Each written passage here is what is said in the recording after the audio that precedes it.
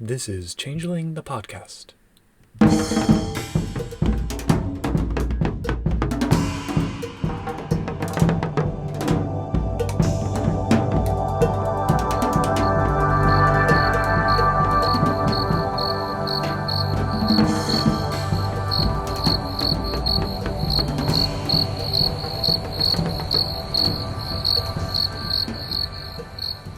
Welcome to Changeling the podcast. Come for the glamour, stay for the vibes. I'm your host Josh, and with us is your other host Puka. Say hi, Puka.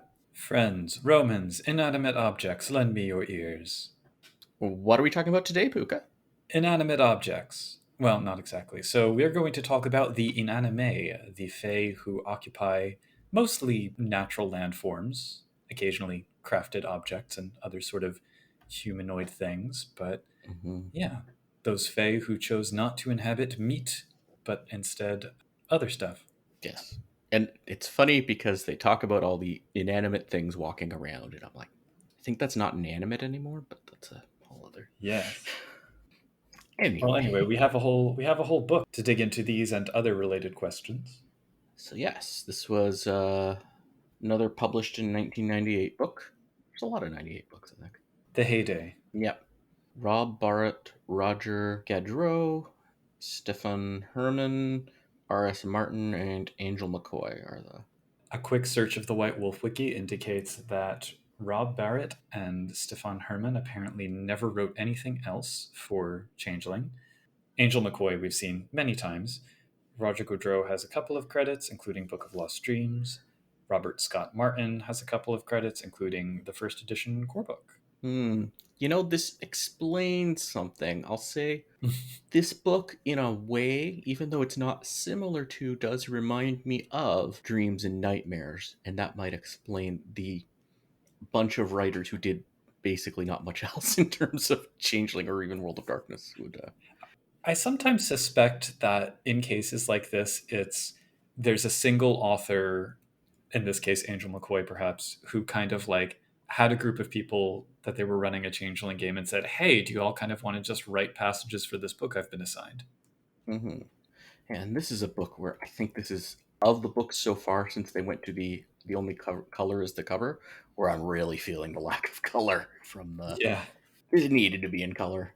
As I've said before, it is a criminal act to have black and white Rebecca Guay art.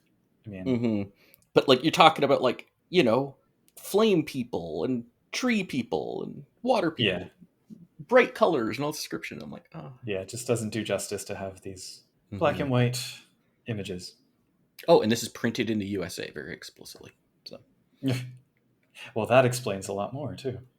So we start off with a piece of fiction, which I think is probably one of the strongest opening fiction pieces in Changeling, on par with something hmm like Autumn People.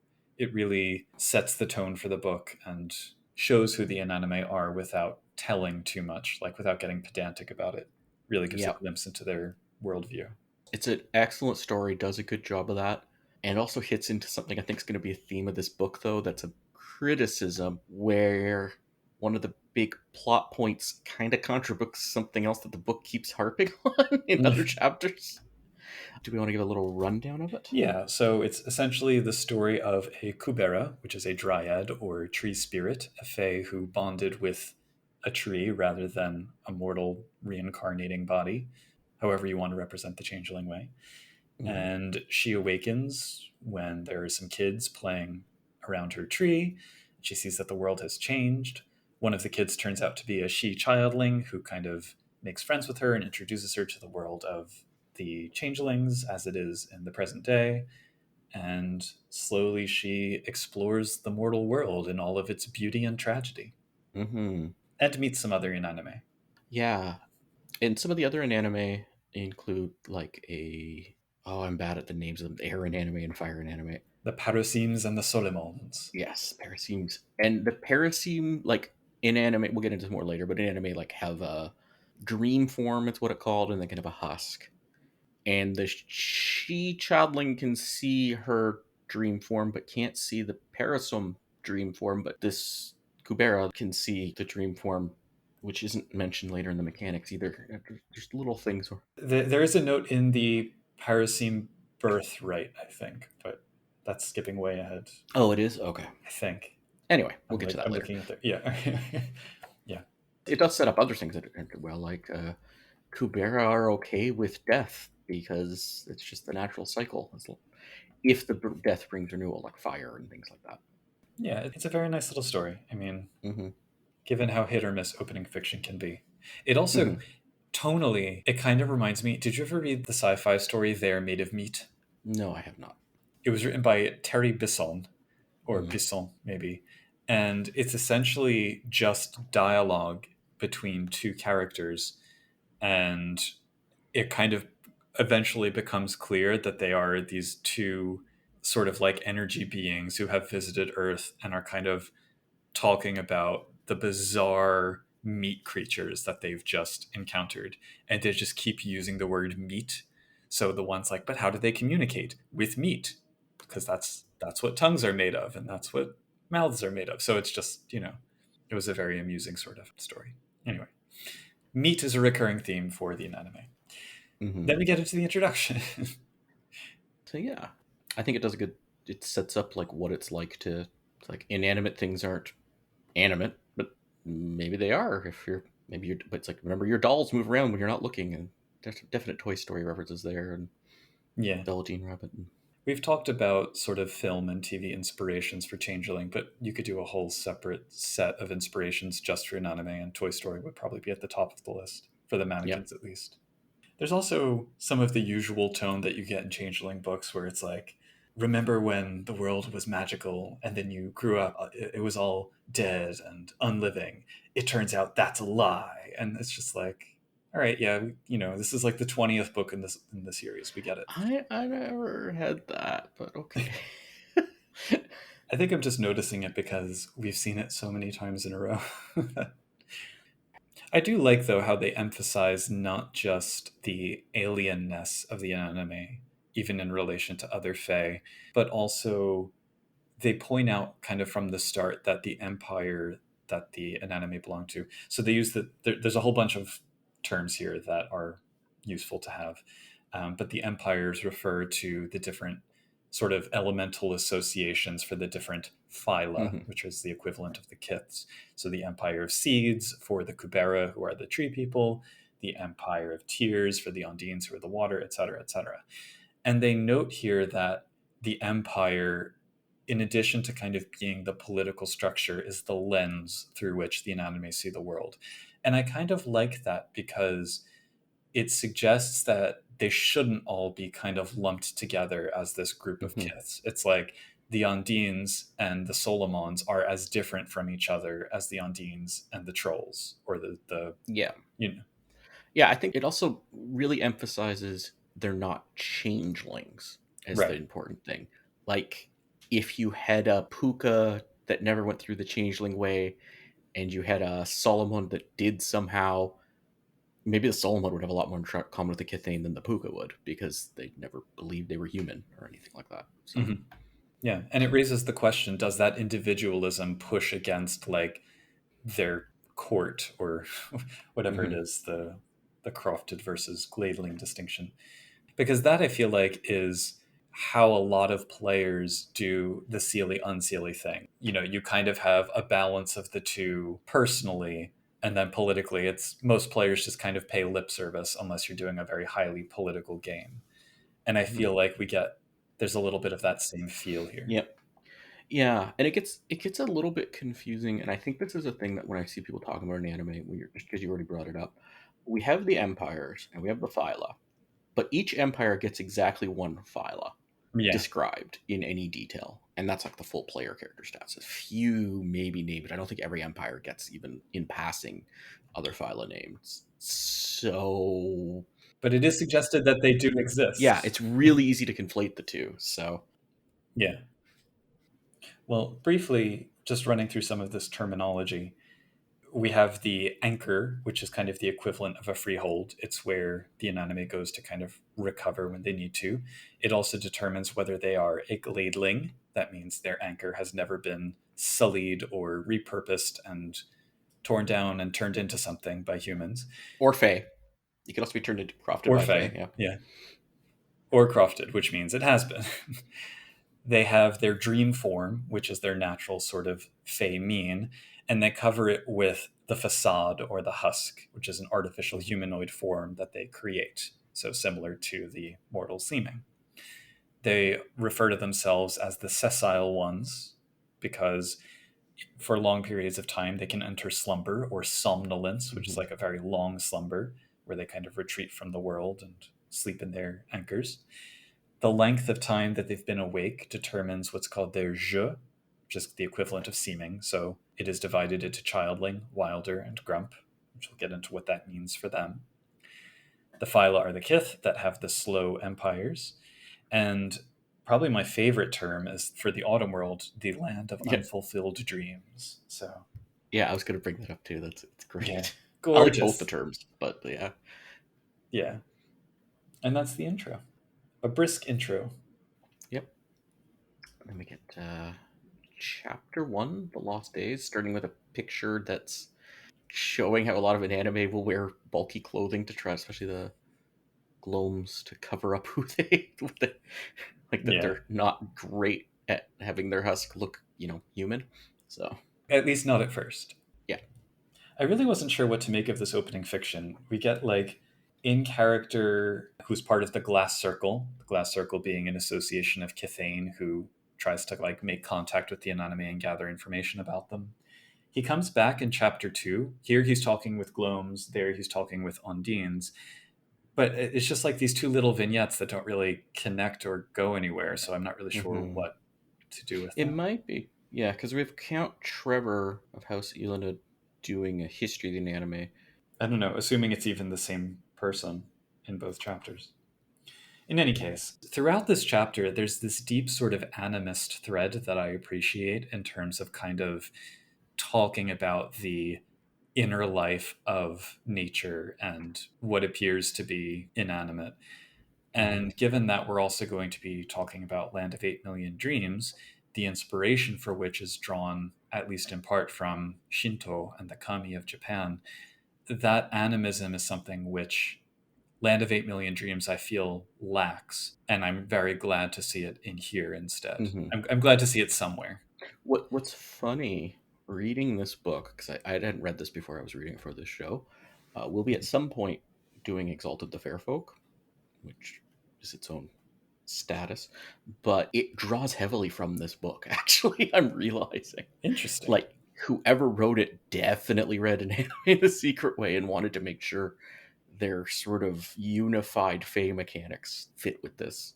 It's been, I think I can say at this point, decades plural since I flipped through at least the first edition Exalted Fairfolk book. Yeah, So but it's just, I'm just going through, I'm like, oh my goodness, this is that'll be something to note for next season when we do that yep. one.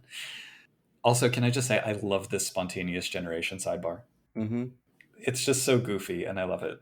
Okay, this gets into another thing. The terminology that you hear, they talk a lot about Fey spirits, and now I'm just like, why did you have to use that word from In Yeah. the World of Darkness book? Because it's all just, we've had this sort of discussions like, what is the Umbra? What is the Dreaming? What are spirits? What are Chimera? What? Well, yeah, like so this book comes right up to the blurry line between nature fae, the Inanimae, and nature spirits, the naturae, to use the, I guess, major werewolf term, or elementals.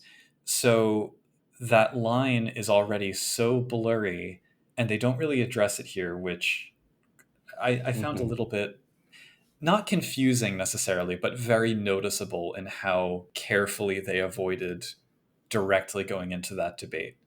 But I feel like it's an Yeah. unavoidable kind of thing to hash out. They do at one point in a later chapter get even more Yeah. talking about it a little bit, but not quite directly still.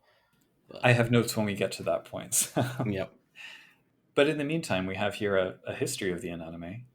Yeah, so this is they even say it in the introduction, this is all in character, and this is Hmm. a she's description of the history of the anime. They come across as more human, might be the wrong word, but meat. It's their motivations and their history. But the idea was Fae could be anything. There were no kiths. You just turn into other things, and sometimes you'll be I don't know, a sword, and sometimes you'll be a cow, and sometimes you'll be a human-looking thing, and then as Banality was building up, they started forced upon more things, and then you sort of had to pick a side with the Sundering coming in. Although the empires may have predated that still, but Yeah. you had the Sundering where okay they've been locked into more form, but they're still physical. There's no mists really yet, but there's more and more crafted coming in, and during after the Sundering, but before the Shattering, what is the War of Making, where you have a kind of Promethean myth almost of the what were the fire in anime again? I The so bad. Solomons. The Solomons gave the gift of fire to humans, but not just fire, like taught them crafting, so they started crafting, shaping the anchors of Inanimae. And then there was a giant war over it against Solomons, but also crafted against Gladelings, which are the uncrafted ones. And the crafted lost, but in the end they had way more crafted than Gladelings, so but the Solomons lost. Did you have Avatar: The Last Airbender or No, I didn't. opening intro vibes until the No, but that's Fire cool. Nation came? Anyway. Yeah. Although the Fire Nation's big is all about, yeah, let's teach humans stuff. Yeah, no, it's kind of like inverted. Yeah. But yeah, I just kept thinking like, then the Fire Nation. Anyway. Yep. Um, Oh, and it talks about the Verbena a little bit, but just a little from the yeah. Verbena. It's like, yeah, the Wick were involved. And cool little also sidebar talking about a ship of the four quarters. I thought that was a cool Oh my legend god, I treasure loved here. that. Yeah, it's made of all the elements, but there was maybe some sort of oath breaking or something in the end, and all the elements returned to their empires, and the ship was destroyed. But it was like a ship that could sail anywhere. Yeah, it bugs me when you have a line like, although the ship figures in several fairy legends, its fate is not clear. So first I'm like, well, I've never heard of it. And second, don't tease me with a line like that. This Mhm. chapter kind of makes allusions to these adventures that the Inanimae would have or that other fae would have with them, but it like doesn't go into any detail. There's just brief mentions of things like, oh, there were sacred groves that mortals mistook the Inanimae for nature spirits, and oh, they held Excalibur for Arthur. But it's like you could go in so many cool directions. I don't know. Maybe I would dislike it if it went into too much detail about those and too far in the other Hmm. direction. But I think having that for this age of legends makes sense. So let's have some legends. So yeah. Did you ever see the Merlin miniseries from the 90s vaguely, I don't think with I kept Sam watching it. Neill and Helena Bonham Carter and everything? Because that has, I mean, the primary conflict is kind of between really Inanimate, because you have like the Lady of the Lake, and she's a water elemental, and Queen Mab, who's Hmm. an air elemental, and then Excalibur is held by a giant gloam voiced by James Earl Jones, which Oh, of is course, pretty cool. all So, gloams should be voiced by someone like James L. Jones. yeah. But that's what I think of when I think about mythic Inanimate. Hmm. That and Captain Planet. Yeah, so the Maker War, where like the Parents of definitely lost big, but the Crofted came out ahead, so kind of everybody lost. Then when the Shattering happened, they sort of jumped to that. So I have no idea when the War of Making was. It seems like it went on for a long time because the Yep, empires are slow. yep. But I have no idea how long before the Shattering it concluded. Yeah. Then we have the Shattering, and yeah, way it says it right here. This is way worse than what happened to the Cathane. Essentially, I guess it would be like just like what would happen to the Cathane if, like, the Cathane didn't adopt the Changeling way and didn't go to Arcadia. Like most of them did not go to Arcadia. I think some may retreat to the Dreaming, but not maybe not the phyla that we have here. There's like ancient other phyla hinted at that maybe retreated to the Dreaming at this point, and everyone kind of went into that long-term slumber Yep. in their anchors for the most part. Occasionally, some would come out of it for a little bit and usually fall right back into it from Banality during the interregnum. And some of them were supported actually by commoner Kithane, but or by mages or by other cultists. And then, sort of before the resurgence, like there was still an anime popping up a little bit during the interregnum, but not many. And then just before the resurgence, they started more and more coming out of their Solomons, and the resurgence happens, and then there's the Accordance War, where the Inanimate kind of played both sides, and it depends on which Inanimate, and some of them didn't really get involved, and some, like the Gloams, got involved right near the end because they take a while to make decisions. And Yeah. Yeah, it seems to be like even though they didn't have that much of an impact in the war, when they participated, they had a notable effect. Oh, and the Count Ilinid for this is so anti-commoner. It's, Yeah. what did he call it? He called it the reassertion, known popularly as the Accordance War. It's like, oh my, and talked about the like, Yeah. basically referred to all commoners as terrorists unless they were siding. He also Yeah. keeps calling the Undines the merfolk, and I'm like, I guess this came out before Blood Dimmed Tides. Yeah. Although maybe it's all in characters. Maybe he just got confused. Yeah. Anyway, then the war ended, and now other Fae know they exist. Kind of. Yep. Yay. But they still largely avoid the Kithane. As they should. I mean, Kithane, let's be honest, they're not always great news. No. Although it's not like the Inanimae are great news to each other either, so. Fair. It also points out that because they were kind of waking up decades before the resurgence, even, they sort of woke up in the middle of the Industrial Revolution, which is maybe the worst time for a nature fae to kind of wake up. Mm-hmm. And certainly they found that there were a lot more crofted than when they had gone to sleep. Yep. And a lot of them went to sleep, gladelings, and woke up crofted. So That's what happens when you're sitting in an anchor for 500 years and colonialism Mhm. happens. Yeah, it's kind of confusing when it's like the parasomes and you're like, you went to sleep and you were a wind, and you woke up in a flute. Flute. Yeah. I'd be confused too. I do love the sidebar that ends this chapter, though, where the Gloam comes back and, like, accuses the She of being an oathbreaker for not protecting anchors. And the She's like, what are you talking about? And the Gloam just, like, carries him away and nobody ever finds him again. Yeah, and the dreaming sided with the oath breaking aspect of that. Yep. Because he did. He might not remember it now, but he definitely ran away to Arcadia instead of keeping up his oath. Mists or no, the dreaming always remembers. Mm-hmm.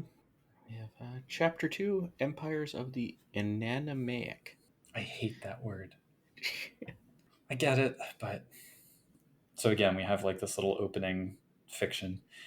The Undines extraordinaire, Jeff, and Karen. Mm-hmm. Brilliant. I do think it opens with a really excellent sort of treatise on, like I was saying, the animism. So, spirits versus chimera and what distinguishes the Inanimae. My sense from this write up is the spirits are almost like the dreams of an object, but the chimera are the dreams projected onto an object, if that makes sense. Dreams that come Yeah. from an object versus dreams that others have about an object. And that's one distinction. Yeah. This has an interesting when we do get exalted the fair book. This is one of those things Walking Arcadia also talked about, but Nah. and they do talk about it here actually too. Like, what is the difference between a chimera and a fae? Yeah. And this book seems to suggest there is one, and it's their soul. But we'll get into that. Well, the other piece is the sense of mortality and self-preservation. Yeah. Which arguably a sentient chimera also has. Mm-hmm. But yeah, like, it doesn't go enough in depth to kind of, like, really bring on the philosophical wrangling, but I'm glad that it addresses it and kind of gets the gears turning. And before people bring up Dark Ages Fae as this thing, the Dark Ages Fae does have the Fae and the Inanimae as two separate groups still. Yeah. There's talk of the Making War as the defining conflict in their society, sort of the equivalent of nobles versus commoners. I think the roles of the Solomons in kind of precipitating the war, even if they didn't mean to, and the mannequins who everyone is freaking out about. I think those are kind of the really interesting pieces here. I'd say it's less normal versus commoner, more Seelie versus unseelie. Well, yeah, I suppose. I don't know, though. Like, maybe almost both at once, because the Gladelings certainly seem to have a sort of haughtier-than-thou attitude. Yeah, Seelie versus unseelie. But anyway, They're haughty unseelie too, though. yeah. I'm joking. Either way, it's their... Yeah, they don't quite have the noble commoner distinction. They have a status thing, multi-tiered status thing, but that's just how societies work. It's not. Yeah. There's also notes that the Gladelings, in the same way as the She or the Lost Ones, are particularly terrified of banality, and then the Crofted are more interested in interacting with meat-based fae. So that distinction also factors in. Yep. And I love the note about like kiths who make oaths to protect anchors. And then, as we saw at the end of the previous chapter, what happens when those are broken. So there's opportunities here for showing how Inanimae and kiths or Galen can either see eye to eye or kind of have irreconcilable differences. One thing they do have some similarities to the kiths, though, in some ways. You have their awakening, which is like the chrysalis, sort of, but more gradual, I'd say. And they do have fosterage still, which is a lot more like kiths fosterage. Just they try to keep it within the Inanimae, and ideally within your empire. Yeah.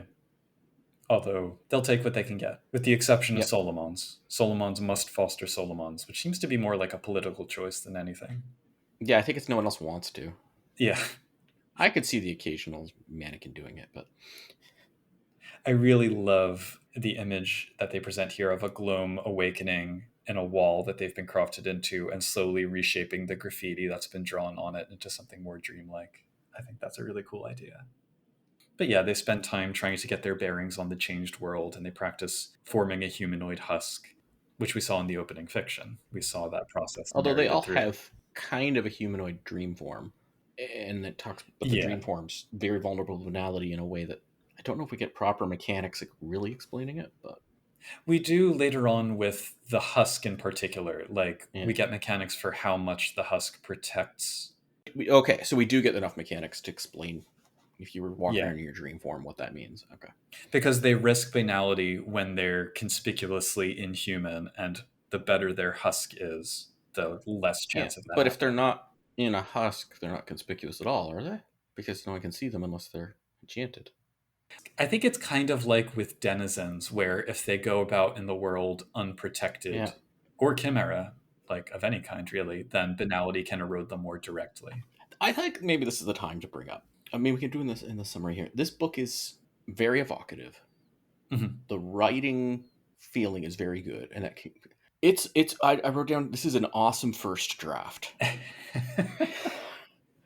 When it actually comes down to things, you can be like, wait a sec, you said this, but there's that, and we're starting to get into that territory here. So let's just There is a run of these books in second edition. I think we first saw it with Dreams and Nightmares, and we'll see it again yeah, with Land of 8 Million Dreams and Denizens of the Dreaming, yeah, where every page is just dripping with ideas that are completely disconnected from the main body of Changeling and yeah. often don't line up, and often were written by authors who didn't really have a grounding in the game line. Well, this book's disconnected from Inanimae.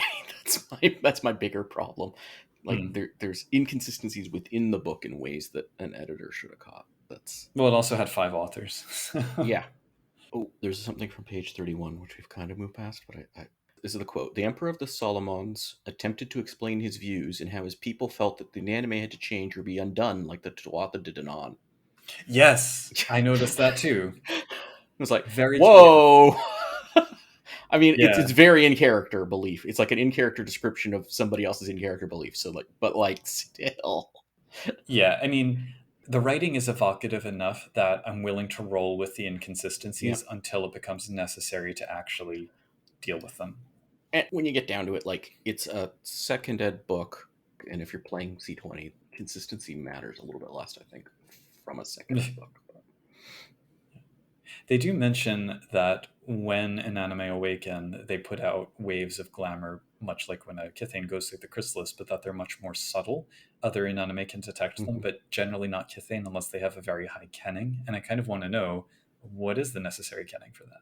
Because that seems relevant to if you want to incorporate them into a story. So, They'd never. I don't think they get into it explicitly, but there's a lot of things where maybe an anime should get a lower difficulty on certain kenning rolls than a kithane for an anime related things. yeah. So here on page 33, it says, here it is. In order to survive the pressing weight of banality, they must form their own bodies called husks. An Inanimae who remains in dream form for long outside of his anchor withers away and may be lost forever. Yep. So that's why. But I don't think we get proper mechanics on what that actually means. Yeah, I think it's somewhere. If she's even touched by iron while in her dream form, she's immediately snapped back to her anchor and driven into a state of slumber. Yeah.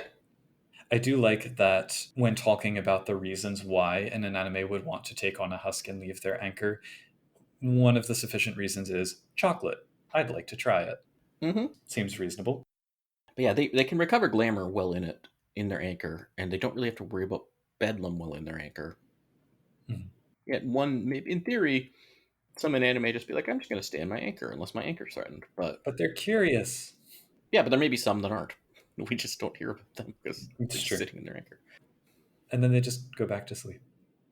I'll note with interest that the anchors, they have a near dreaming expression. So, you go inside the hollow tree and find that it's much bigger on the inside and very well furnished because you're in the near dreaming, but also that each of them is linked to their empire's homeland in the deep dreaming, if you Mm-hmm. recall from Dreams and Nightmares. So it makes me think that's one possible opportunity to get a group of changelings into the deep dreaming, is to have them make friends with an Inanimae. But it also says some of those connections are blocked or damaged For sure. too. Well, that's a story to find one. Mm-hmm. If an anchor's destroyed, that's real bad. Yeah. Oh man, what if a Kithane destroyed an anchor thinking it was just dross? There's a story right there. Oh, they can find a new anchor in theory. Yes, they just have to do it And quickly. they can actually switch. They can actually choose to switch anchors too. They mentioned that a few times. So then we find out more about the Gladelings and the Crofted and the different phyla and their associated empires. Most scholars of the Glass Circle number the slow empires at 6: stones, tears, skies, flames, seeds, and dolls. But that's scholars of the slow empires, not Right. This is These are explicitly Kithane. This Yeah. is Kithane information. Yeah, there's a rumor. There's like somewhere in here. There's a tiny little rumor. Empire of Flickers, Which does officially exist now in C20. So Oh, it does. Okay. Yeah. I think it's listed in the C20 section. But yes, here it's suggested that it might be recognized. It's spirits of who take bodies from conditions of artificial light, including film, television broadcasting, computer transmission. Although maybe there are also sunbeams, gladelings of them. Who knows? But There are notes here that the Empire of Flames is sort of diseased and wasted from after the war and the Solomon's defeat. And the Solomons set up a sort of puppet. Yeah. Lives in a gas fireplace in Manhattan. It makes me think he's hanging out in David's winter freehold. But there's reference to the tainted ones among the Ondines, and I'm like, I want info on them. It sounds like Ondine Valet and Inanimae. for sure. Might be working on that for a current project, but putting that to one side. I do like that each phylum kind of has its own internal politics and then temperaments among the Gladelings versus the Crofted, and that they find Kithane politics to be kind of like hopelessly pedestrian and meaningless. Technically, it's each empire. That's the whole... Yes. Yeah. Each empire and its associated phylum that the Glass Circle knows about. Yeah. The Empire of Tears with the Ondines is an Athenian-style democracy, apparently. That's my favorite empire name, I think. Your Empire of Tears. Probably not my favorite political system, though, because Athenian-style democracy is not nearly as great as it sounds. I think it makes a great role-playing opportunity. I don't want it. But I don't want to live a good role-playing game in general. The Kithane can be like, hey, Ondine women, how would you like to own property and vote? So they don't mention that. No, they don't. There's not really any mention of sexism among the... Well, hey, Athenian-style democracy, that's what we're talking about. Oh, and it's like only some of them are citizens and most of them aren't? Right. So then the Empire of Stones, associated with the Gloams, is kind of like a vaguely military meritocracy. Sure. The Empire of Skies is my favorite because it's basically anarcho-tribalism. Yeah, I feel like they really need to tie that back to Balloon, and maybe like Balloon could be a Puka. I'm adding this to my notes. Yeah, a Puka Parasome joint venture. Full disclosure, the Parateams are my favorites. Yep. The Empire of Flames, the displaced monarchy with the puppet emperor. Empire of Seeds has an elected monarchy. And then the Empire of Dolls with the mannequins. And it seems like they have no structure, but they have black-robed ambassadors and emissaries who go out to the other courts. They don't even have a physical empire. They might have a spot in the dreaming where they meet, but they're not living there. It's not the other places are like there's territory. This Mannequins are very land of unfulfilled dreams focused. Yeah. And the empires are really beautifully described, I have to say. I mean, I wish almost that we had, I think we did maybe get more description in Dreams and Nightmares about some of them, like the sort of landscapes and architecture that you see there. But I mean, just stick with an element and let your imagination run wild if you have to describe one. And it does say the Empire of the Stones does contain some chimerical cold iron. Dum dum Chimerical iron, dum. sorry, not cold iron. Well, not necessarily cold. It just says Yeah, iron, sources of sorry, iron. What are your thoughts about these sort of random sidebars throughout? I guess it feels weird to me because some of them are from Count Aldred, who I thought was also writing this chapter. Oh. So he's like intruding on his own text. Yeah.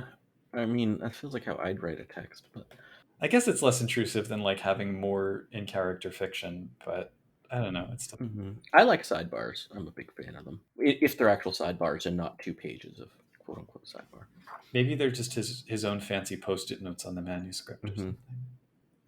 There is this nice little one that's The Riddle of Trees, which I'll read in its entirety because it's short. Since you have approached us with respect, we shall tell you why the cutting and the burning do not concern the wood. It is not enough to say that the oak springs from the acorn, or that the rosebush grows from the seed. The oak and the acorn are one, and the oak lives on in the acorn even after the oak has been cut. As long as there is seed, we are stronger than death. If your husk flowers and fruits and goes to seed, then you will be reborn as you were when the seed sprouts, even though your husk has been cut and burned and shaped in the meantime. We know death, but we know that even death is but a seasonal sleep, a pause in the dance of bodies. Could have been written by a Hyodu and similarly applicable to changelings on the Wheel of Incarnation.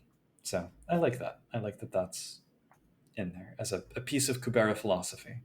Mm-hmm. We get the Codex Primeval, which is like their equivalent of the Escheat.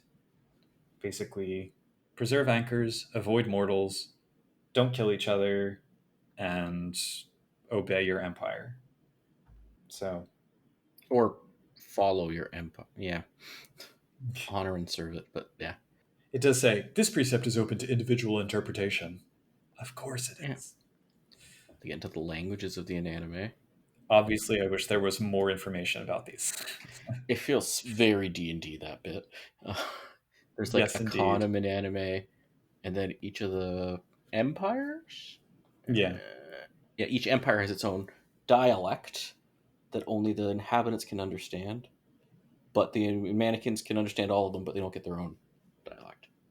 And then we have festival days. All of which are in the Book of Days. Yay. The solstices and the equinoxes. There's Remembrance Day for the Solomons. Mm-hmm. And that's your favorite secret societies. Yes. I think these are pretty cool, actually. I mean, secret Yeah. societies are just stories waiting to happen. Yeah, they're not secret. That's the only issue I'd have. Fair. I guess the yeah. secret way. But including one called the Concordia. Yes. Not to make the Concordiat. But then it says the Concordia later. It does, yeah. The Concordia records have one of the most extensive amounts of Fey lore in existence. The Glass Circle often will consult the nobles of Concordia about certain matters. It's like, wait, hang on. I like the Empire of the Machine because there's werewolf vibes. It's kind of like Weaver maddened nature spirits. Yep. Overall, I do think like this book is great if you need spirits in your game, but you don't want to get into like werewolf or mage cosmology at all. Like, here's your answer. You know, you don't necessarily have to have your Inanimae all be awake and walking around in husks. You could have like when you use primal, you're talking to an Inanimae who's still in slumber.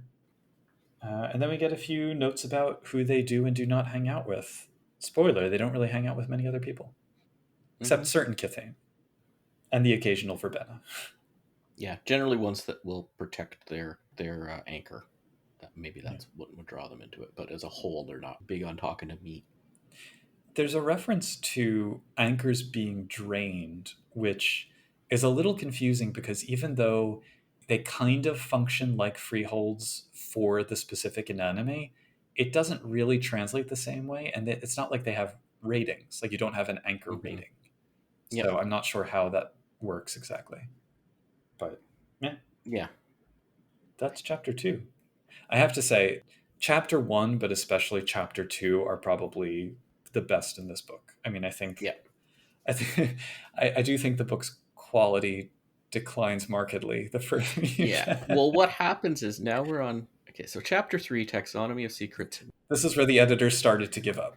Well, we're also getting crunchy and Yes. systems, and that's where things start to have problems. Yep. Let's get into it. The Inanimae, you're saying, Je. is yeah. So they have the Childlings, Wilders, and Grumps. Why didn't they make up a new name for those anyway? Especially since they're not. You age through those things. All of them do. So that's making me wonder about what was that other book you did, the Kith book?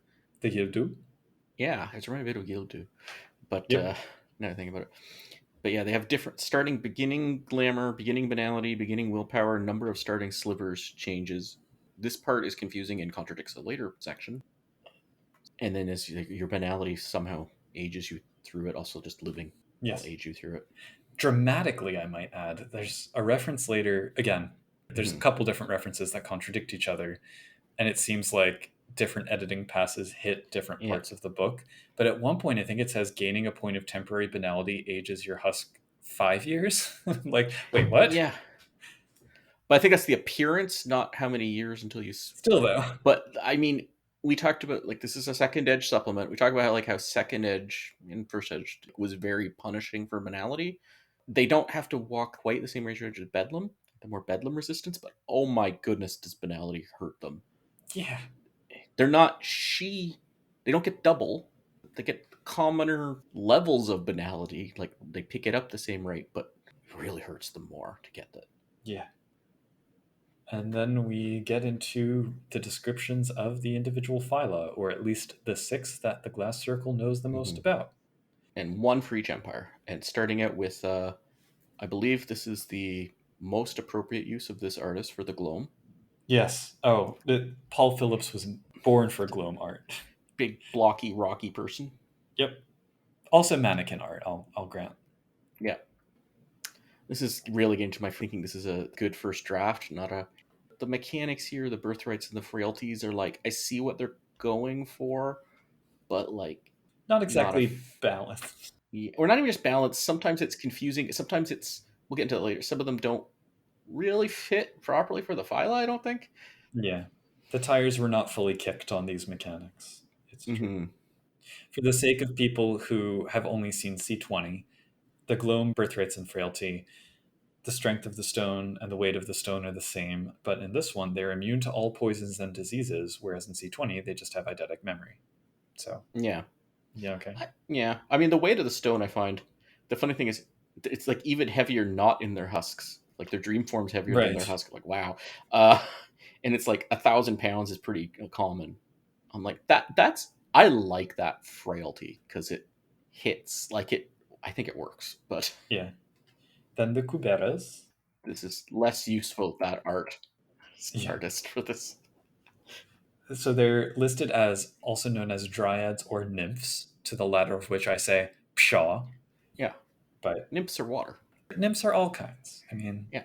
dryads are a type of nymph associated with trees, but not hamadryads because those are oak trees. I'll stop now.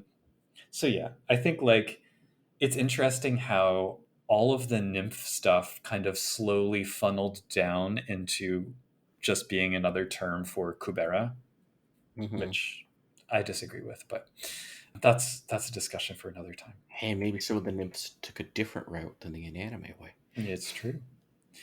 So in C20, the whatever birthright is, the glow, has been nerfed a bit and kind of split into a birthright and frailty.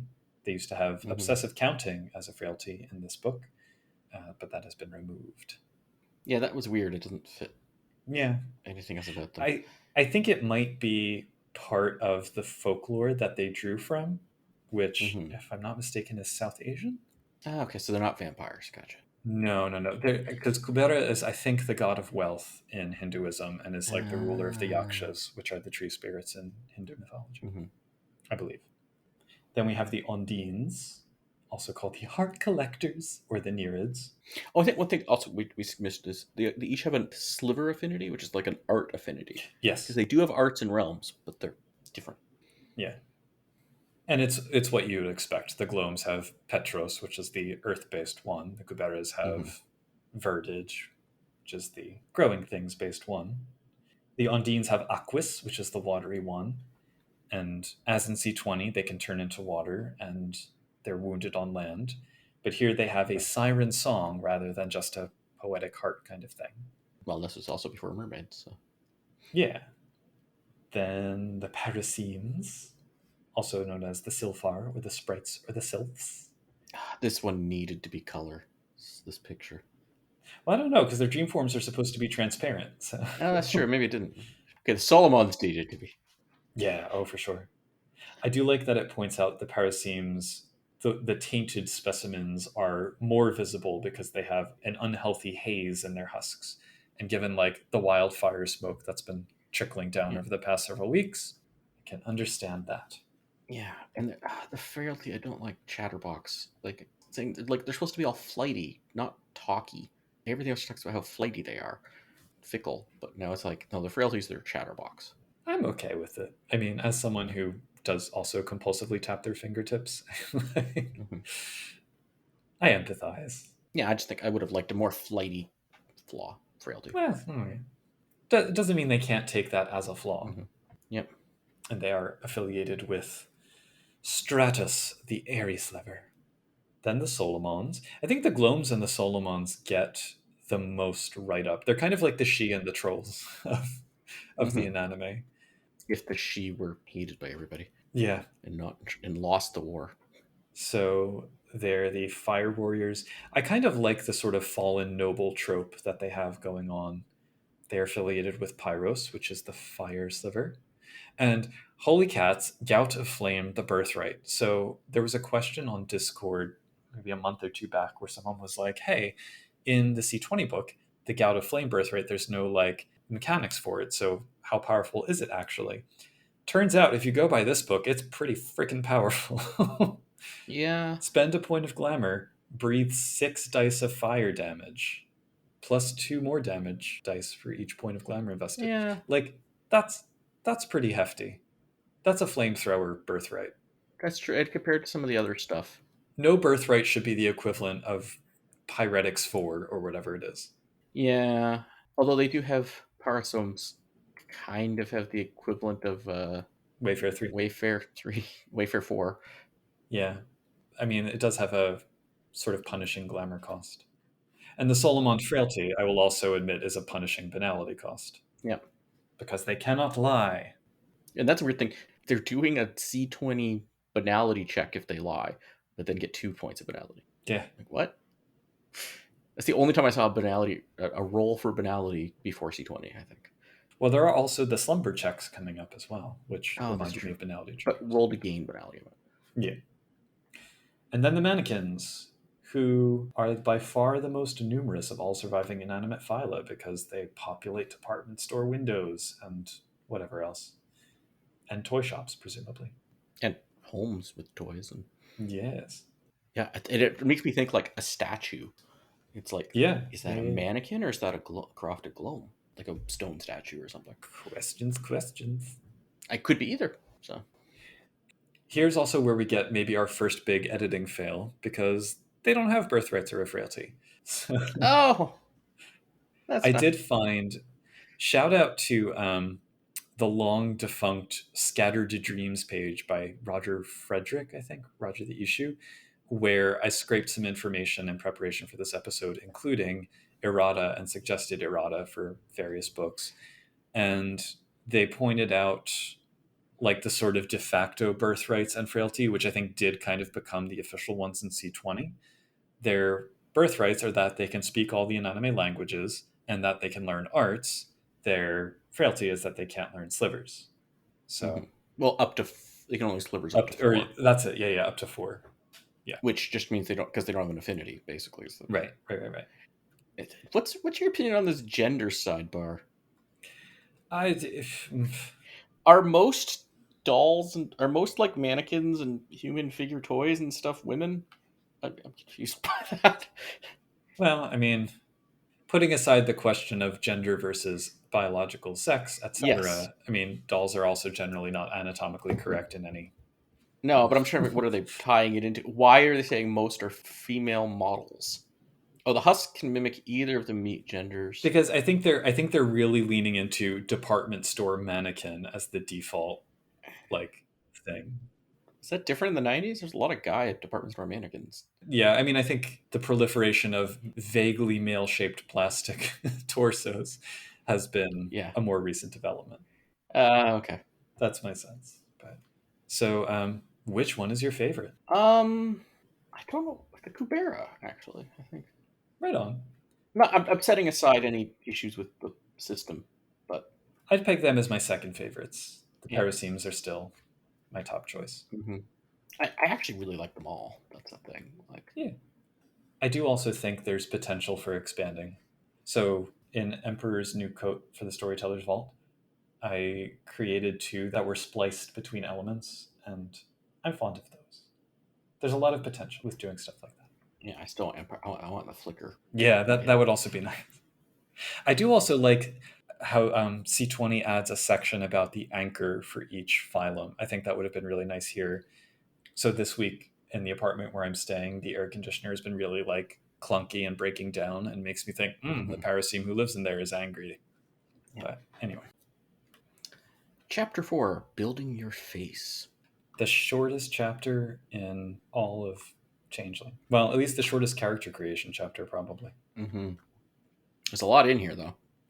There is. Yeah. And a lot of it is typos. Yeah. So it talks about quartz is your gladeling versus crofted. And it says your legacies, choose legacies just as if you're making a normal changeling. So do they mean that gladelings get seelie and crofted get unsealed legacies? It doesn't say. In the character templates in the appendix, the character sheet says legacies plural, and then some of them have one and some of them have two. And some of them are under their house. But we'll get to that.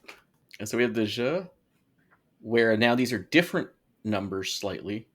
Like these are the ones I think they meant, because because it makes more sense. The Wilders to have lower banality than the Grumps. And then it says in the summary sidebar that talent, skills, and knowledges are 1595. Like, wow, some skilled Inanimae. And they get 5 dots in gifts. 5 dots gifts. Right, but the slivers we've established are based on your jeu. So what's the gifts? I guess it's realms. Okay, that would make sense.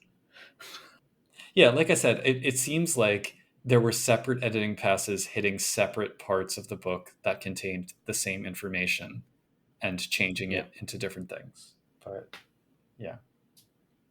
Yeah. Then they get into the backgrounds, of which we have 2 new ones. Yeah. Well, and I like the retinue description. You get a pagan cult. Yeah. Awesome. I want to play a mannequin with retinue. Everyone's like the neo-pagans worshipping this store mannequin. Yep. And regard, which replaces status or title, I guess. Spending freebies, 3 points for glamour as realms. What? I assume they meant or. You missed that. Do you know what occurs to me, though, is this book was written in the mid to late 90s. And I was thinking about it, and I was like, at least some of this was probably handwritten on paper first. And then... Yeah. I feel like there's people new to desktop publishing. Yeah. Like, even if they've been doing publishing a long time, they're like, oh my god, I have a Word file, and I'm trying to use this new thing called InDesign or something. Or Aldous PageMaker. Yeah. But I imagine that someone saw Glamour or Realms handwritten and couldn't quite make out the handwriting and thought it was and had no basis in the game at all and just typed it. And then in the editing, nobody caught it. That's the kind of thing I imagine happened at least a few times. Anyway, we get an example of character creation. Oh, this is where I'm confused when you're talking about like the husk changes as you get older, but like it's a background. And we have nothing about backgrounds increasing during play. Yeah, because it's not like Grumps get better husks or anything. It doesn't say that anywhere. But presumably they kind of would because they would get more practiced at making one. Yeah. So, yeah. There's a random note about the storyteller's role in character creation, which is like, okay. Oh no, but yeah, okay, yeah. They need that. Yeah, it's like you've identified a problem in an anime that exists in Changeling, and it says it's even more strong than in an anime game. I would love it if it, I don't know, gave some sort of advice on how the storyteller's supposed to handle it instead of just saying handle it. Yeah. So, Then we get some merits and flaws.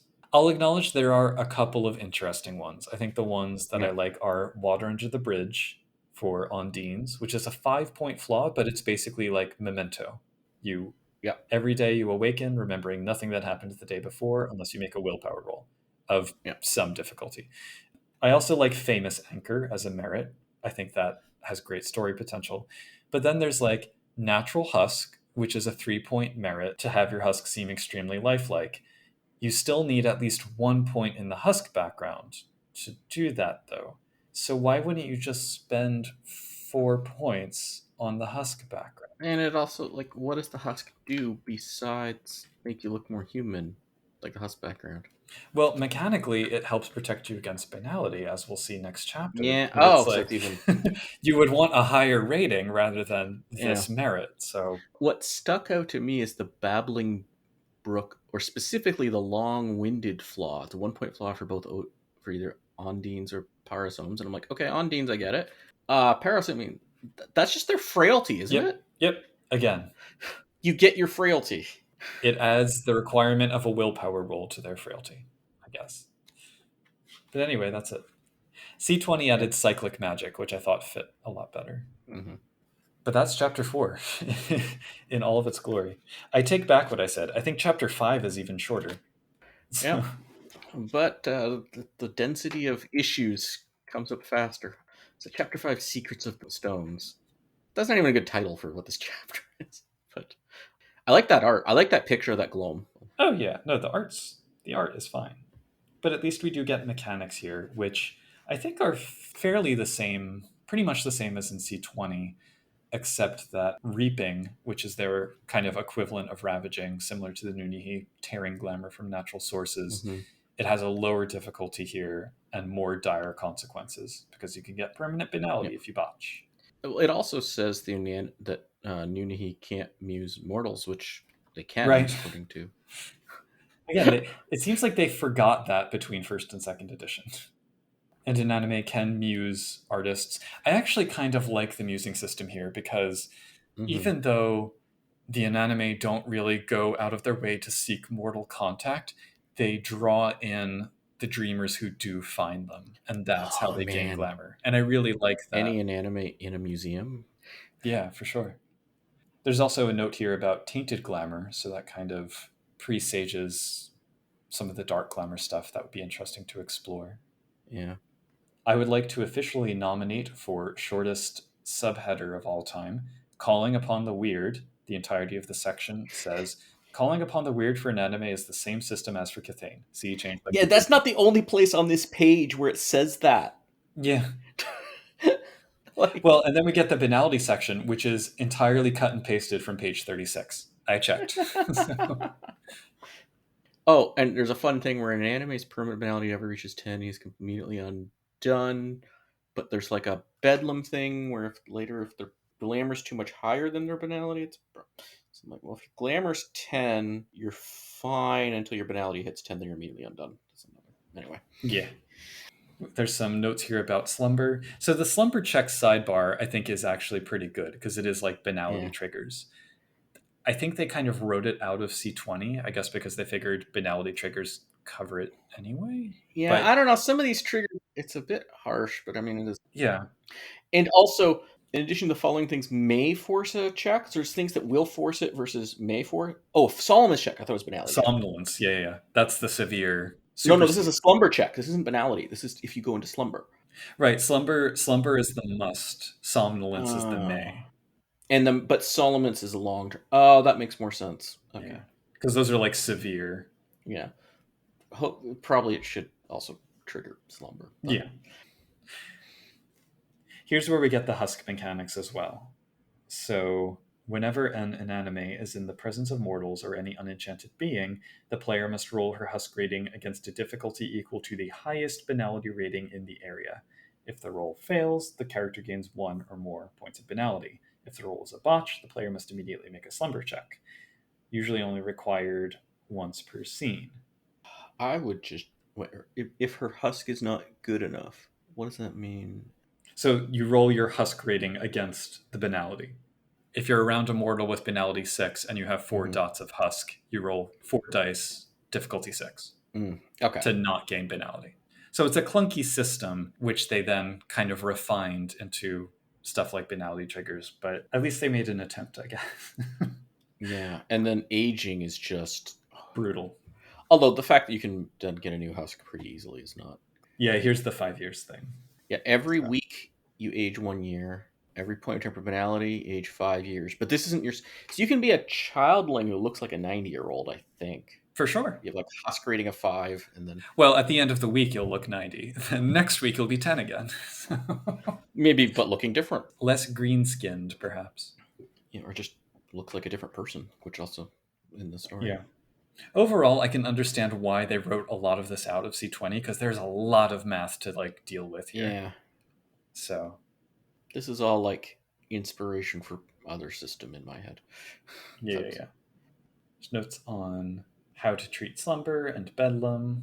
Like you said, bedlam isn't really as much Actually, of a some of these problem. mechanics also. I said it reminds me of Exalted Fairfoot. It also a lot of this reminds me of Demon the Fallen. Getting into maybe demons are just weird in anime. Don't say the D word. Not on this podcast. And then we have some rules about anchors. An anime can bring people into their anchors, which is kind of like enchanting them. Or if they're already enchanted, they can enter from the near dreaming. There's rules here for what happens when an anchor is crafted and then when it's destroyed. It's pretty rough with a big risk of undoing, but I like that there's the crafted system because I don't think that's actually in C20. And I'm trying to remember if Denizens of the Dreaming had a similar system for if their whatever the equivalent of the husk is called, if Well, that like burns out. they have two things where it's like you can fashion a body or you can possess a person. Right. If they don't possess somebody Yeah. and they fashion a body that then is Mhm. killed or whatever. Yeah, they don't really have anchors. They have husk equivalent, kind of. Yeah. Well, we'll get to the book eventually. So those are the systems. Yep. We just blazed right through character creation and Yeah. But then we get to the fun crunch. Yes. Yeah. Chapter 6, Arts of the Inanimate cantrips. I really wish they had made this into C20. Like they did other stuff. Like they could have ported these. I suspect they cut it because generally, compared with arts, a lot of these are quite powerful and also quite complex. Yeah. But yeah, given the risks that are inherent to unleashing, which is what Inanimae are stuck with in C20, Yeah. they really got done dirty. Yeah, they need arts and realms. They could have gotten rid of the clunky attribute strength or stamina and just used the sliver rating plus your realm rating. Yeah. I will say, I love the bonus successes the closer you are to your anchor kind of thing. That's one of them where you need at least one success and then it adds bonus successes, which is a thing I've never thought of for bonus successes, but makes a lot of sense. Yeah, no, I dig it. I think it's really a nifty thing. So, as with other second edition arts, the dice pools for slivers are determined by associated attribute plus level of realm. And we'll get to realms in a minute because those are also different. Yep. But briefly, I'm just going to fly through these slivers and what they do, if that's cool with you. Yep. Oh, also, instead of bunks, they have what's called materiel. Not material, but materiel. Yeah, and that felt. I get why they did it, but it's Yeah, it's a little not weird. cool. Yeah. Basically, they have to just be in contact with the substance that reflects the sliver. So, we have Petros, which is based on strength and stamina and requires mineral materiel. And the levels of it let you shape stone, create stone armor, gain mega strength, slow time down on a subject, or create an earthquake. So, quite a mixed bag of stuff. Then we have Vertige, based on charisma or manipulation, requires vegetable materiel. You can control plants, communicate with stuff, create chimerical objects, predict the future, and basically do alchemy. We then get Aquis, the watery one, based on intelligence or perception and requiring watery material. It lets you read auras, absorb kinetic energy, gain mega speed, alter something's temperature, or do healing magic. Stratus, which is tied to the air and clouds. Again, leaning into my love of the parasemes, I really like that it requires a music as your material. And that feels like closest to a bunk. Like you have to create music of some kind to use it. Mm-hmm. It's associated with charisma and dexterity, and it lets you shorten travel time, create visual illusions, fly, create multisensory illusions, or create chimera. This is probably the most dramatically powerful out of all of them. Like, level 1, if you get 5 successes, which isn't that hard if you're in your anchor, certainly, it can reduce the travel time of a journey to 1/16 of the time. That's pretty great at level Mm-hmm. 1. And then finally, Pyros, which is the fiery one associated with strength or charisma. They really leaned into charisma as a thing here. Um, it requires some kind of flammable fuel as its material and allows you to control flames or intensify them, shift people's emotions, gain mega warrior skills, majorly shift someone's emotions, or create really big fires. So, for anyone who has only ever dealt with slivers as unleashing machines, that's the alternative. Yeah, I wonder if anyone's tried porting this to C20 the way the arts were. I think some folks have. I feel like there have been discussions around that at some point. There's also the realms, which are air, fire, water, earth, and spirit, and they roughly parallel scene, nature, actor, prop, and fae, respectively, Mm-hmm. because they cover your surroundings, non supernatural life, minds, non living objects, and supernatural Yeah. beings. One big difference is they don't let you target the thing like if you have a single dot in say fire, you can just target all non-supernatural living objects, be they plant or animal, but you Yeah. only get one die, and then more levels just as more dice. Yeah. So inherently more powerful as well. Oh, and there's an elemental affiliate. There's a oh my god, experience me with that. Yeah. This is confusing.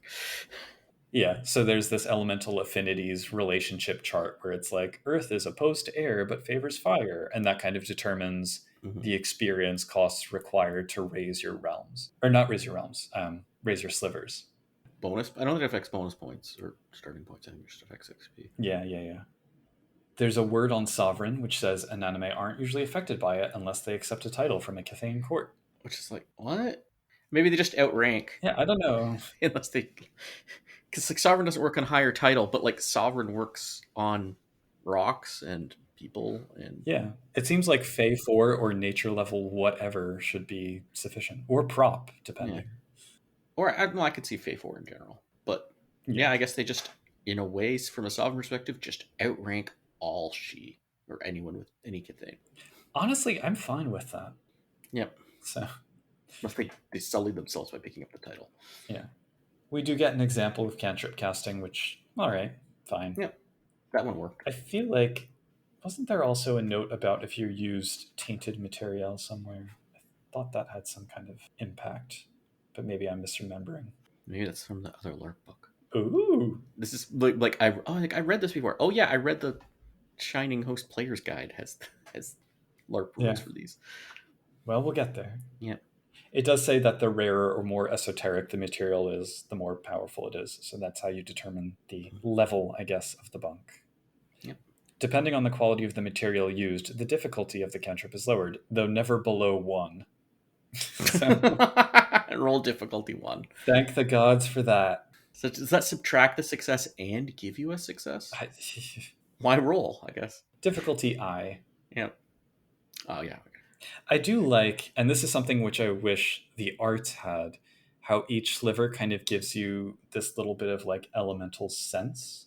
Mm-hmm. So, like with vertige, for example, you can roll perception plus vertige difficulty 6 to identify a plant. Mm-hmm. It's like, oh, I kind of like that. Oh, but also the realms give you little things too. Yeah. So, like the earth realm, you can sense or predict an earthquake. Mm-hmm. Fire realm, you can sense fires. Air savants can tell how the wind is blowing, which I think most people can do that. The wind is strong and coming from the north. Seems pretty straightforward. If you're in a craggy place or like in a city, sometimes it can be. Yeah, I suppose. Tells you what the north is, I guess. Yeah. And of course, the mannequins can never get to level 5 of any sliver or any art, but they can learn either one. Good for them. So that's an anime magic. Puissant stuff. So then, Chapter 7, Dance of Light and Shadow. The opening header is Dance of the Elements, and I'm thinking, that was probably a better chapter title. Yep. So, I mean, this would work for, again, that other. yeah. But I do like this chapter, because they kind of give a couple paragraphs on each of the major phyla, and just kind of, talking about how to integrate them into a chronicle, their outlooks, their sort of ecological roles. Oh, there's a great line on page 92 here. Where there's new fairy souls are coming from is a matter of conjecture, talking about all the mannequins coming in. Some believe that they come from the dreaming, while others believe they're formed from spirits of captured Kithain in Inanimae. So there we go. Another talk in the world of darkness about what a soul is. Dum dum dum. We get some notes on the Making War and Croft versus Glade. Mm-hmm. And some cool treasures. Yeah. Before we get to the cool treasures, can I read on page 93 one of the most useless paragraphs in a book? Yep. So under the header Characters, it says, sit back and relax. Think of the characters your players have made. How do they fit into the world you have created? What are their goals and motivations? Period. Do you envision them as great heroes, battling terrible evils and making vast sweeping changes to the world and everyone around them? Period. Or should their story be of a more personal nature? Period. How the characters fit into the story can be of utmost importance. If the wrong type of characters are thrust into the wrong story, the result is likely to be unfulfilling for both the storyteller and the players. Thanks, book. At the very least, it has nothing specific about an anime. That is 9 lines of text that I will never get back. Yep. Oh, So, and then we talk about conflict in anime as protagonists and in anime as antagonists. They can't be anything else. So you're either playing an anime or they're going to fight them. there are like 3 story ideas at the end of this, which are a group of Kithane is drawn into the Glom-Solomon conflict. I think I could have figured that one out on my own. Yeah.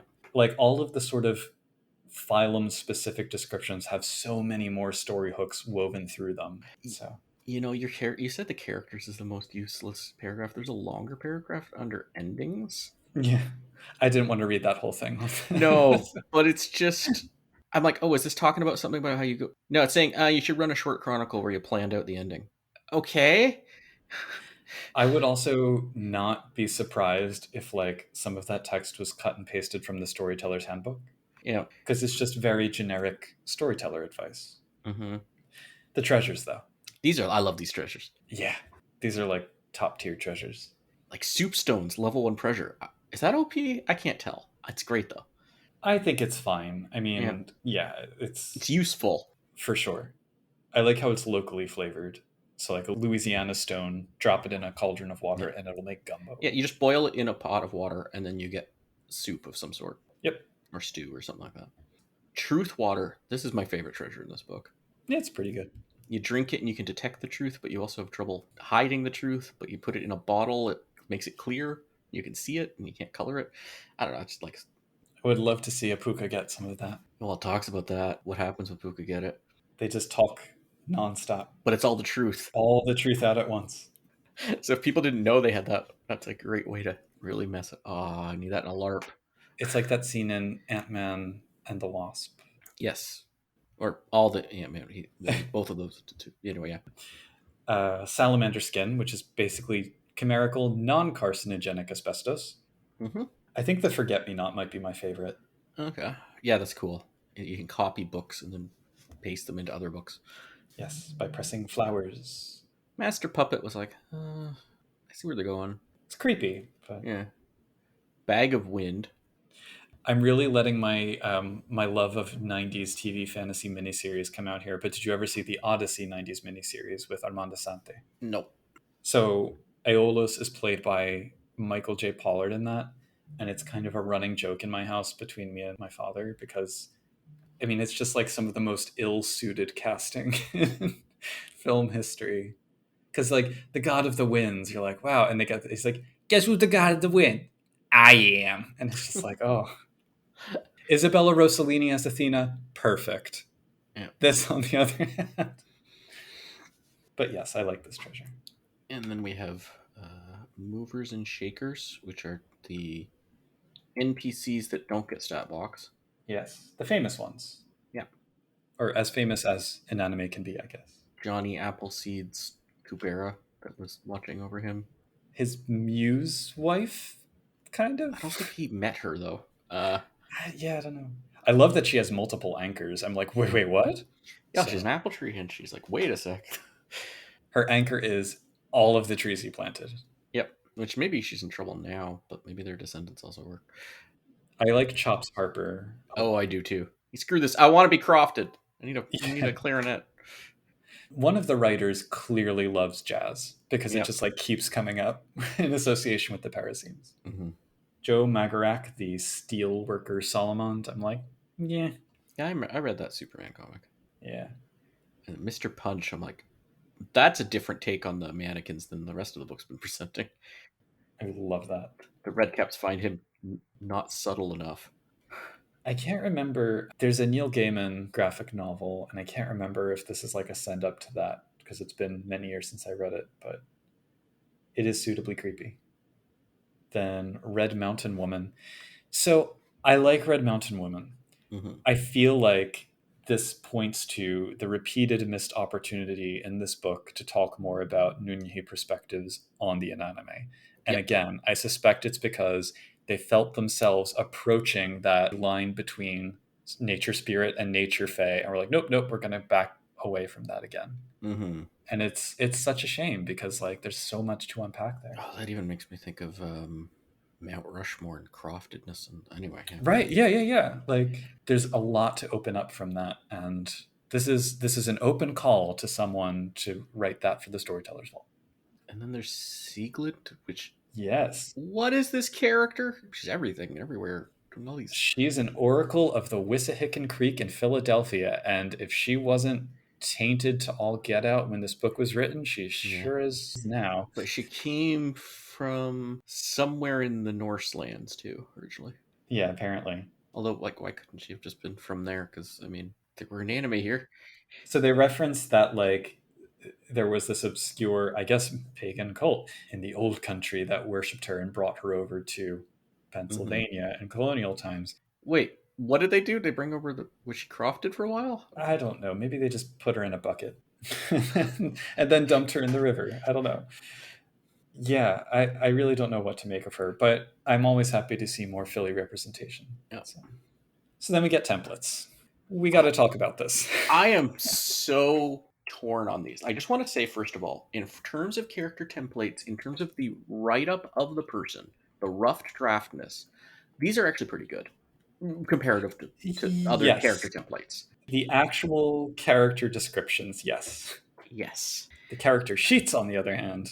So I know there's the stuff with legacies. Are there other weirdness that you wanted to... Well, for starters, myth lore is under knowledges, which that's first edition. It's been a while second edition's been out at this point, though. They keep spelling regard wrong in the backgrounds. Reguard. If you look at like the realms on the Paraseme character sheet, there's like artifacts of poor formatting. It still has the bottom line where it says like arts realms instead of slivers, whatever. Yeah, but it does say Inanimae the Secret Way at the top, so you're like, okay, it does. But it says Court Legacy's House. Right, with one legacy under legacies. And then it says circle, and I'm like, is that the official term for an Inanimae group? Because we have not seen that anywhere in this book. Also, none of the 4 dot things have specialties, which also frustrates me. Yeah, let's just go through some. Okay, the Paraseme Musician. The Court is Croft. Legacy's Peacock. House Dandy. The Naiad is Court Glade. Not Gladeling, but Glade. Yeah. Legacy's Bumpkin. House Pandora. It's like, okay, I see what issue they're having. Can I point out with her that it says equipment? You own nothing, but there are a few nuggets of gold along your riverbed. But under background, she has Chimera 3 and Treasure 1. Yeah. So it's like, okay. Yeah. Gloam Commando. Courtcroft. Legacy's Ringleader. House Regent. So we're getting like, I guess your legacy is your... But why would the other thing even matter? It only comes up... Why would you even care if you're crofted? You can't be uncrofted. Yeah, I don't know. So why even write? We have the Solomon from Ottawa. Oh, yeah. So there you go. Here, Legacy's Rogue Hermit for the Solomon, and Legacy's Peacock Wayfarer for the Yeah. Kubera. I do like with the Parasim who lives in a flute and the Kubera who occupies Lou Gehrig's baseball bat. It says with the Parasim, and I think just implies in the Kubera that like they stole their own anchors, which I think is a really cool story hook. I'm just realizing the Solomon. He's in the Eternal Flame in Ottawa, which is like a pretty big landmark. So I guess he should have that fame. But there is the thing on Canada Day. It comes in the news every year. It doesn't happen every year, but every time people pee in it, that gets a big news Oh no. story. He must be pretty annoyed about that. Yep. And then the mannequin, which, you know, Spelt differently. Yeah. her equipment is copy of Vogue, Chanel suit. All right. One copy of Vogue. Why would anyone want to play this character? Yeah, she's kind of. The Parasim and maybe the Kubera are like the only ones I would be really. And then, so they're having this one template where you're like, this is kind of weird. Yeah, and then And then they change it for they have like the sheets for you. Yep. Which are still not right, but they're differently wrong. Yeah, well, we've got the knocker stuff again. So yeah, okay. So they have court legacy's title, Jus for the circle. Okay, so they changed house to title, another thing that they don't get. So what does that even mean? Title? What, well, unless they accept one from a Kithian court. Yeah. Yeah, no, they have Greymare instead of Mythlore, and they have Gematria. Wasn't that a first ed? Was that a second ed book? Knockers was right on the cusp of the beginning of second ed. Did they have ed. Greymare Mythlore? That's my... They had Grimmare, yeah, because Knockers was the third second edition book, I think. Okay. It also copies a lot of the, like, I mean, you have Same Day. It is a 4-page character sheet, which, cool. Mm-hmm. But it has regard spelled correctly. No, small mercies. Date of Awakening. So some of these was fixed. Yeah, just not all of them. Not the ones that most players will actually be paying attention to. So... And then we end with an ad for Vampire the Masquerade Revised Edition. Mm-hmm. I just want to reiterate, this is a really good first draft of a book. Here's what I'll say. Given the paucity of information about the Inanimae and C20, I do still think, despite the editing flaws, that this book is really useful for someone who wants to use them. I think also very few of the flaws would matter for someone doing C20 anyway.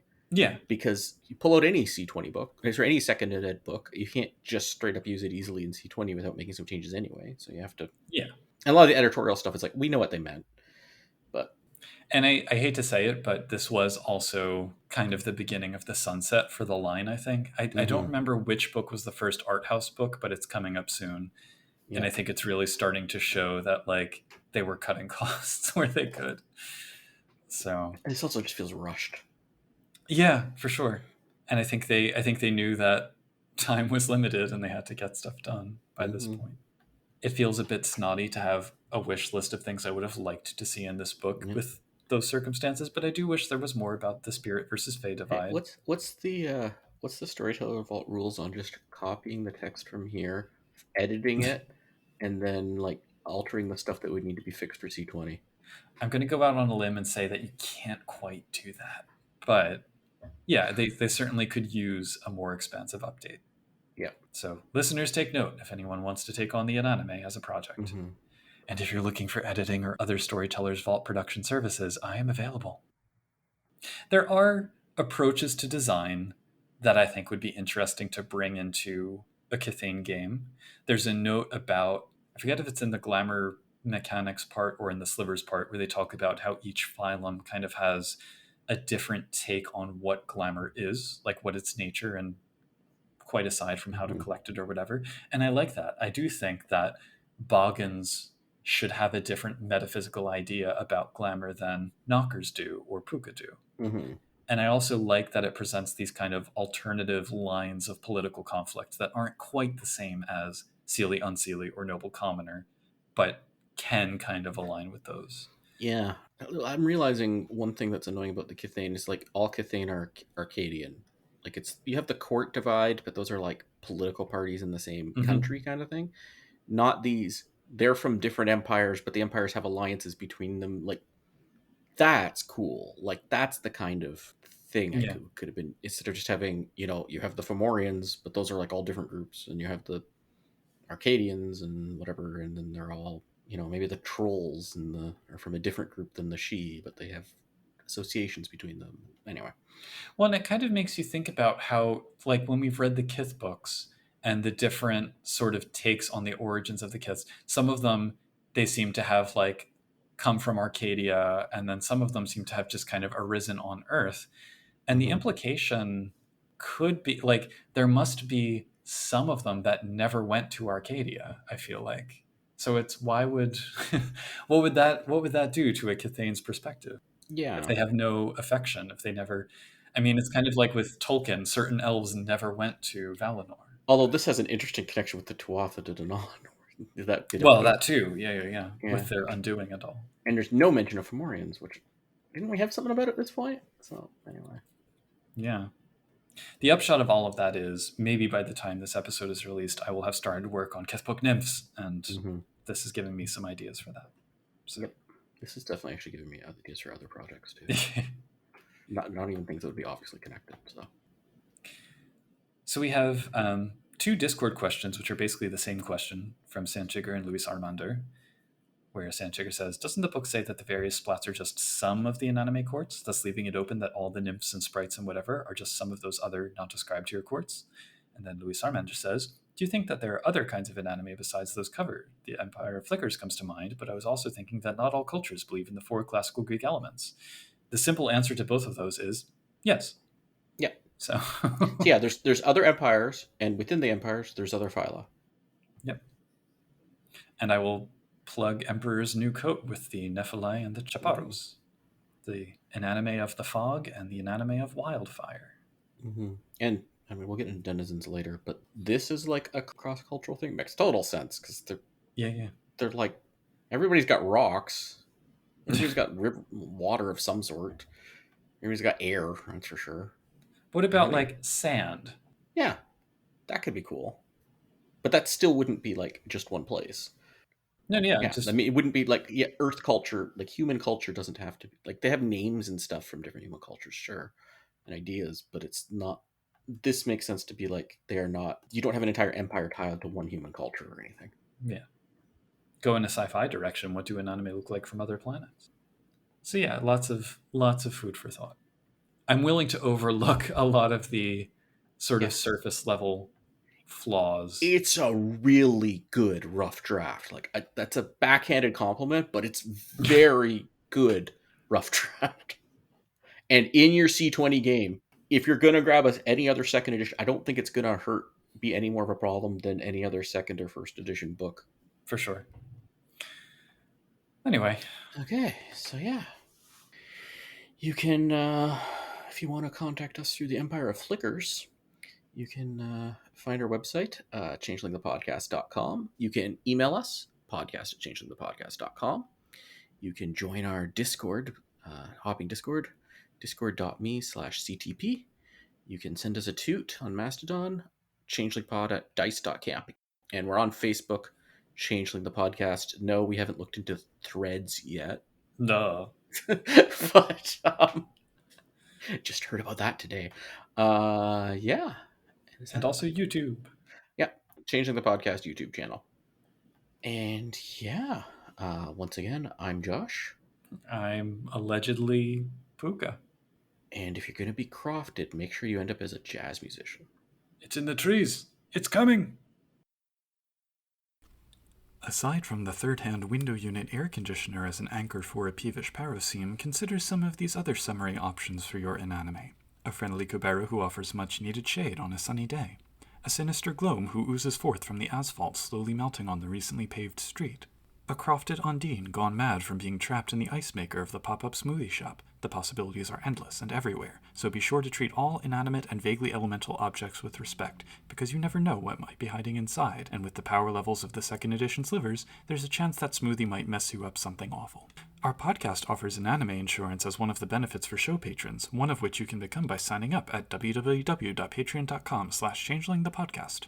Others who have done so, and thereby get a shout-out at the end of each episode, include Derek, Dorcatus, Oreo, Raz Caboose, Sanchigger, Sija, Terry Robinson, and Tricerabeth. If you dig our show and want to help us out, we appreciate reviews on the podcast listening platform of your greatest convenience. Feel free to stop by our Discord at www.discord.me/ctp for more information and conversation about all things Fae. Many thanks for attending to our yammerings, and until next time, while you're keeping an eye out for ambulatory sentient stirrings of our planet, keep on dreaming.